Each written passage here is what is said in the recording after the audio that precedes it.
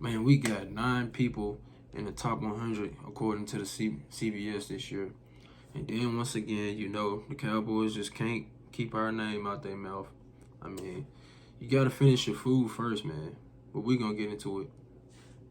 I'm on the bar, I couldn't be the boss, so I had to do a little time. No, don't kill us, gives you advice, I hit shit, old nigga know we slime. Mouth the shit out before we go on the trip, we gon' spend the old block, we ain't doing no ad. Folk on the roof, we got cut in the cuff, on heels on murder, they doing their time. John in the water, we swim piranhas, and kill to be kissing the shot to spine. We did no leg run out with that package, you want to see. What's going on YouTube? I'm your boy Quizzy Great, and I'm the Flyers reporting on the Eagles. And today I will be talking about how the Philadelphia Eagles, according to CBS, has made 9 of our players have made CBS top 100 players. And of course, you got Dallas Cowboys talking trash as usual. But yeah, we gonna get into it, man, today. But yeah, man, we got 9 players that made the CBS top 100 players. And I'm not gonna lie, man, I'm happy that our players made it, because it just shows how good our team was last season and coming into this season. But I ain't gonna lie, they had a few people that should have not been above Jalen Hurts. But yeah, man, let's get into it. But right at 18, they had Lane Johnson.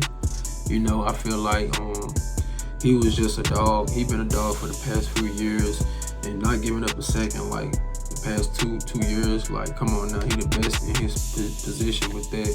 Like, I don't feel like no right tackle is better than him. And then right at 31, they had Jalen Hurts at 31. Now, in my opinion, he should have been higher than that. I think he should have been top 10. Based off the season that he just had. But you know how politics go. I think they had Justin Herbert, Josh Allen, Trevor Lawrence. They had Derrick Henry ranked above him. Like, come on now. Like, no disrespect to Derrick Henry, but he did not have a better season than Jalen Hurts last year. But yeah. Moving on, right at 42, they had Jason Kelce.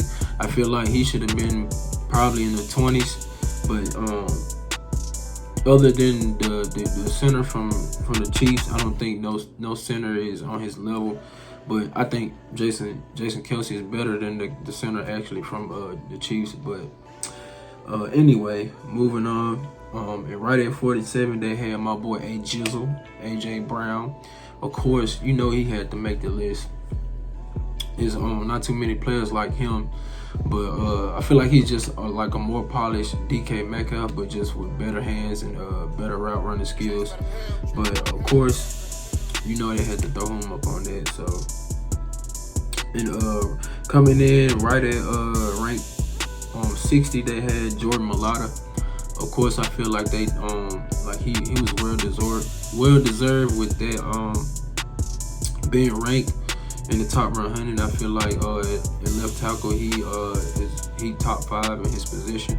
I feel like he don't really have that many bad games. Like, he'll have an off game here and there, but most of the year he's always consistent. So I agree with that position. And then right at 64, I feel like he should have been higher as well, is Hassan Reddick. Like, come on now. Like, he, in my opinion, I think I had him as the 4th best defensive lineman in the NFL. And of course, he's better than Michael Parsons. In my opinion, they had Michael Parsons at 8.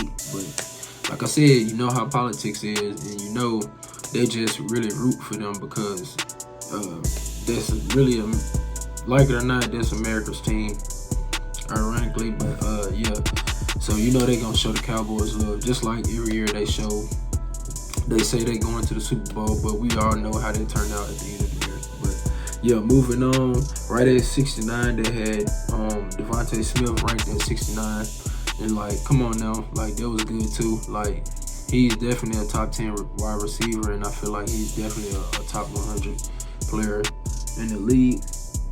And then right at 96, I'm not gonna lie, they capped with this. He should have been at least in the 50s.